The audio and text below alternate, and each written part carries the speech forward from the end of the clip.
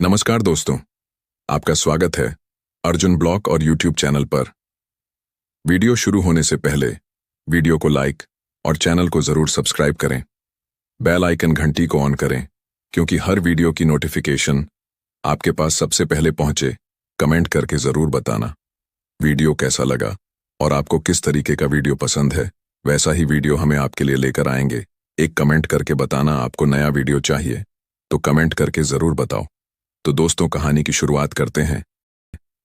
कानपुर शहर के railway station पर रमेश नाम का एक भिखारी रहता था। वह वहां आने जाने वाली रेलगाड़ियों में बैठे यात्रियों से भीख मांगकर अपना पेट भरता था। एक दिन जब वह भीख मांग रहा था तो सूट बूट पहने एक लंबा व्यक्ति उसे दिखा। उसने सोचा कि यह व्यक्ति बहुत अमीर लगता है, इससे भीख मांगने पर यह मुझे जरूर अच्छे पैसे देगा। वह उस लंबे व्यक्ति से भीख मांगने लगा। दो भिखारी को देखकर उस लंबे व्यक्ति ने कहा, तुम हमेशा मांगते ही रहते हो, क्या कभी किसी को कुछ देते भी हो?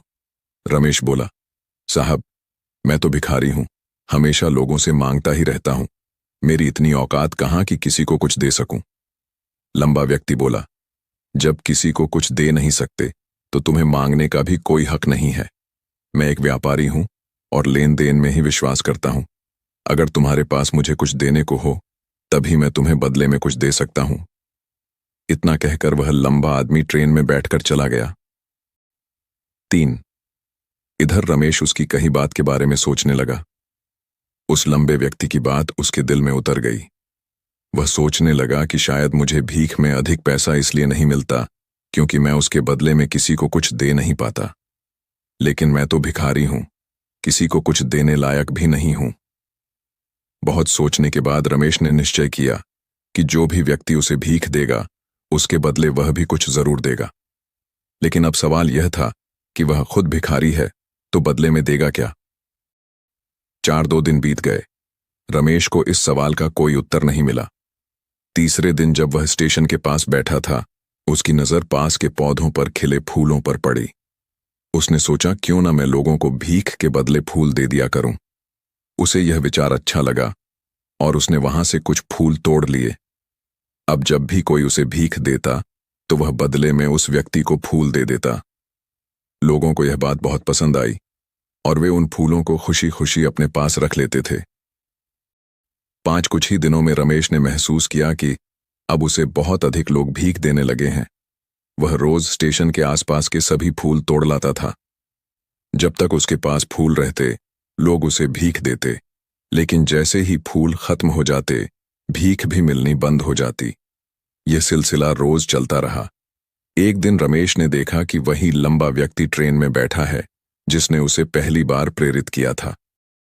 रमेश तुरंत उसके पास पहुंचा और बोला, साहब, आज मेरे पास आपको देने के लिए फूल हैं।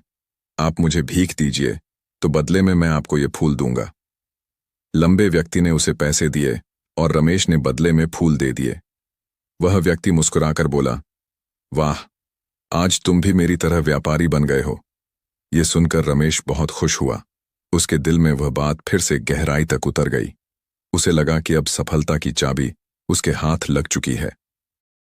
7 रमेश ट्रेन से उतरा और आसमान की ओर देखकर ऊंची आवाज में बोला, मैं भिखारी नहीं हूं, मैं व्यापारी हूं, मैं भी अमीर बन सकता हूं। लोगों ने उसे देखा तो सोचा कि शायद यह पागल हो गया है। अगले दिन से रमेश स्टेशन पर नहीं दिखा। 6 महीने बाद इसी स्टेशन पर 2 सूट बूट पहने व्यक्ति यात्रा कर रहे थे।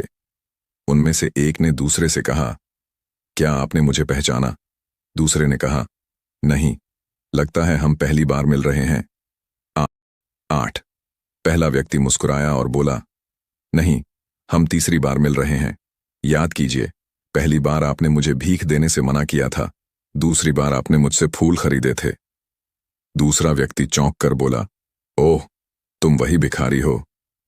रमेश हंसते हुए बोला, हां, लेकिन अब मैं फूलों का बहुत बड़ा व्यापारी हूं। पहली मुलाकात में आपने मुझे बताया कि हमें तभी कुछ मिलता है जब हम कुछ देते हैं। दूसरी मुलाकात में आपने मुझे बताया कि मैं व्यापारी बन चुका हूं। 9 मैंने समझ लिया था कि लोग मुझे भीख नहीं दे रहे थे, बल्कि मेरे फूल खरीद रहे थे। मैंने ट्रेन में जो पैसे कमाए उनसे बहुत से फूल खरीदे। और फूलों का बड़ा व्यापारी बन गया। कानपुर के लोगों को फूल बहुत पसंद है और उनकी इसी पसंद ने मुझे आज सफल बना दिया। दोनों व्यापारी खुश होकर स्टेशन पर उतरे और अपने अपने व्यापार की बातें करते हुए आगे बढ़ गए। 10 दोस्तों, ये कहानी हमें सिखाती है कि सफलता आपकी सोच में छुपी होती है। लंबा व्यापारी गिव एंड टेक के नियम को जानता था और उसने रमेश को भी यही सिखाया। रमेश ने अपनी सोच बदली और उसकी जिंदगी बदल गई। अगर हम खुद को छोटा समझते रहेंगे तो हमेशा छोटे ही बने रहेंगे। बड़ा बनने के लिए अपनी सोच को बड़ा बनाइए और आत्मसम्मान जगाइए। देखिए कैसे आप सफलता के शिखर तक पहुंच